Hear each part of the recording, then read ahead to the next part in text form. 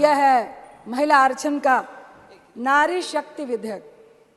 ये नारी शक्ति विधेयक है, लेकिन अपने नाम दे दिया इसका नारी शक्ति वंदन विधेयक। मुझे लगता है ये एक संवैधानिक अधिकार है, ये कोई दैविक वरदान नहीं है, ये कोई प्रधानमंत्री साहब का या आपका दिया हुआ महिलाओं को दया का पात्र नहीं है। ये हमारा एक संवैधानिक अधिकार है। आपने इसका नाम दैविक और दया और पूजा से जोड़ के, मुझे लगता है जो आंदोलन का इतिहास था उसको भी खत्म करने की कोशिश की है। ये एक मैं महिला होने के नाते बोल रही हूँ। वंदना, आपके सरकार में महिलाओं की कितनी होती है यह हम सबको मालूम है। वंदना हम महिलाओं की, सत्ता पक्ष हो या विपक्ष में हो, जितनी भी पुरुष मानसिकता है, महिलाओं की वंदना इतिहास गवाह है कि जब जब आपको शक्ति की जरूरत होती है, जब जब आपको सत्ता पाने की जरूरत होती है, जब जब आप विजय की आशा रखते हैं, तब आप एक महिला को देवी बनाकर उसकी पूजा करने लगते हैं, वंदना करने लगते हैं। लेकिन अंदर में एक पुरुष की जीत और उसकी वंदना होती है। आपकी वंदना हमने जंतर मंतर में बैठी उन महिलाओं के रूप में देखी। आपकी वंदना, आपका महिलाओं का सम्मान, जब मणिपुर पे हमारी महिलाएं निवस्त्र हो रही थी, हमने तब देखी। आपकी वंदना और आपकी पूजा और सम्मान, जब एक रेपिस्ट को बचाने के लिए, जब आप सत्ता पक्ष वालों को यह मालूम चलता है कि वोट की राजनीति में जरूरत है, तो मैं रिक्वेस्ट करती हूँ, हमें अधिकार चाहिए। दया का पात्र ना महिला कभी थी ना होगी। ये हमारी करुणा है, हमारी ममता है कि हम आपको, अपने आप को आपके सामने दया का पात्र बनने देते हैं, क्योंकि हमारे में इतनी करुणा है। हम आज इस नए सदन में बैठे हुए हैं, मैं प्रशंसा करती हूँ, बहुत अच्छा है, लविश है। लेकिन एक बात जरूर कहूँगी, जो पुराना सदन है वो घड़े का पानी है और ये जो नया है रेफ्रिजरेटर का पानी है। और घड़े के पानी की जो महक होती है ना, वो जिंदगी सालों सालों तक हम भूल नहीं पाते हैं। बस इतना फ़र्क है, ये आपको भी सोचना पड़ेगा कि आखिर ये फ़र्क इस पुराने बिल्डिंग और नए बिल्डिंग में क्यों है। मैं ज़रूर बोलूँगी कि आप महिलाओं के अधिकार की बात कर रहे हैं। मेघवाल साहब को मैं लोकसभा में कल सुन रही थी टीवी में बैठकर, आप बड़ी बड़ी वंदना और नारी शक्ति की बात कर रहे थे, लेकिन आपकी नारी शक्ति के लिए इतनी बड़ी प्रेरणा है सभापति जी कि जब इस नई बिल्डिंग का उद्घाटन हुआ तो हमारी महिला राष्ट्रपति आदरणीय मुर्मू जी को उद्घाटन तक में नहीं बुलाया गया। यह है आपकी नारी वंदना। 13 साल से हमारा आरक्षण, हमारा अधिकार, हमारा सम्मान से हम वंचित हैं। लेकिन मुझे आपके इस बिल में षड्यंत्र नजर आता है। 13 साल से राज्यसभा में हम लोगों ने पारित किया था और आज आप इसको लेकर आए हैं, अरे प्लीज सुनिए ना।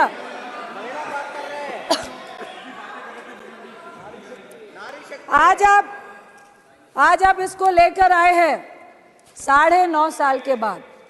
2014 में आप सत्ता में आए, आपके मैनिफेस्टो में था महिला आरक्षण देना है।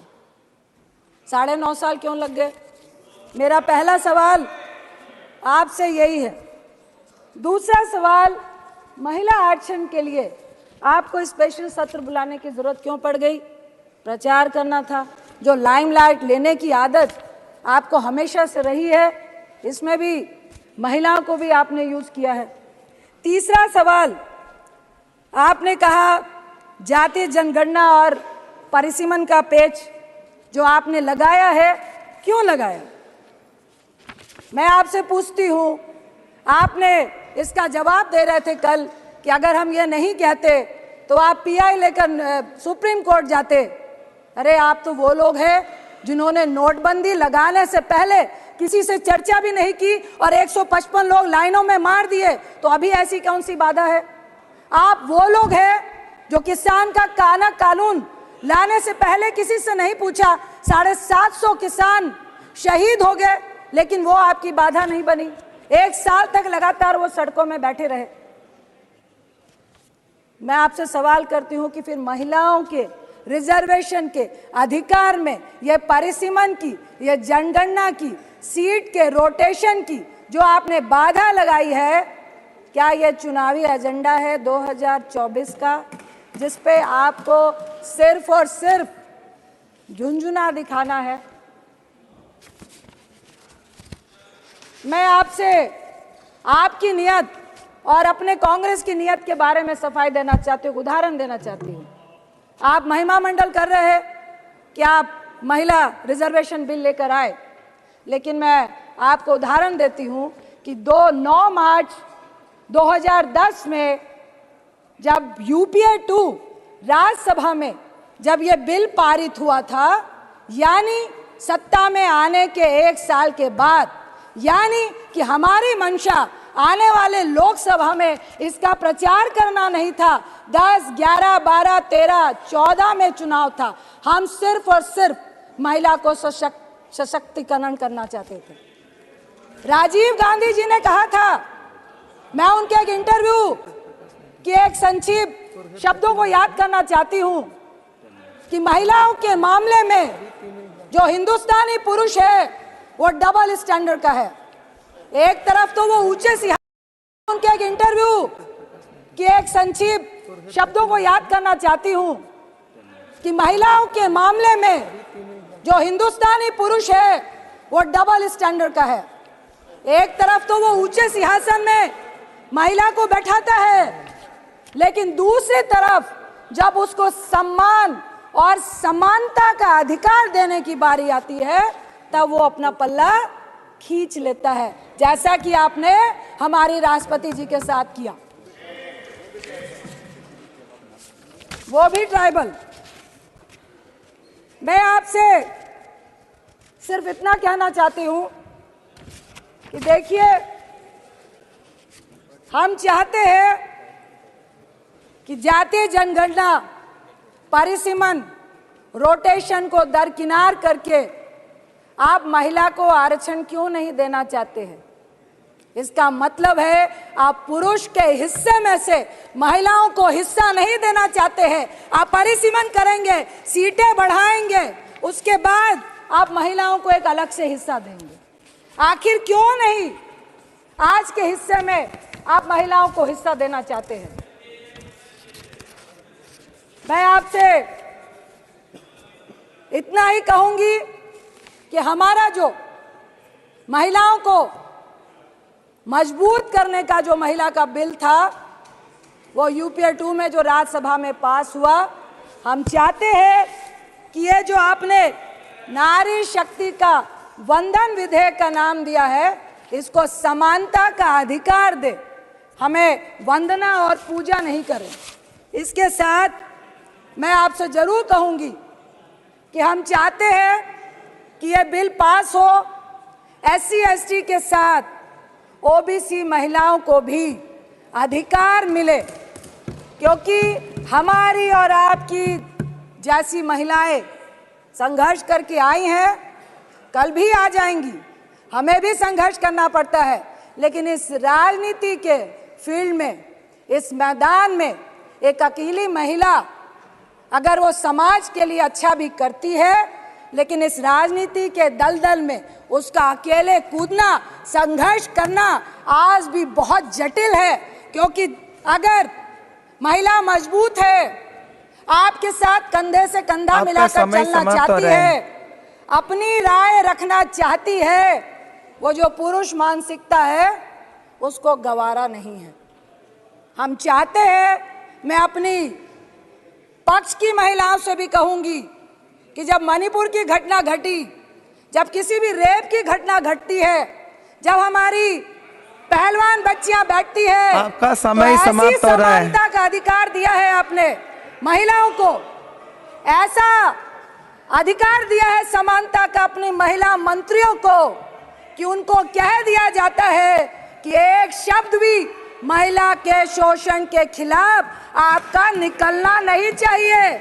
ऐसी समानता और ऐसी दैवीय शक्ति हमें आपकी नहीं चाहिए, हमें अपना अधिकार चाहिए।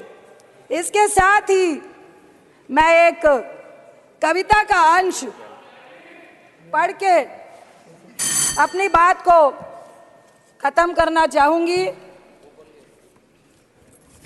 नारी के ऊपर एक कविता है, उतारो मुझे जिस क्षेत्र में सर्वश्रेष्ठ कर दिखाऊंगी, औरों से अलग दिखने में कुछ अलग करके ही जाऊंगी।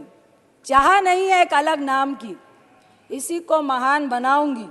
नारी हूं मैं इस युग की, नारी की अलग पहचान बनाऊंगी। जो सदियों से देखा तुमने लिपटी साड़ी में कोमल तन को, घर घर में रहती थी वो पर जान न सके थे उसके मन को। झुकी हुई सी नजरें थी, वाणी मध्यम मधुर सी थी, फिर भी तानों की आवाज प्रबल थी। हिम्मत ना थी उफ करने की, अब बदल गई है ये पहचान।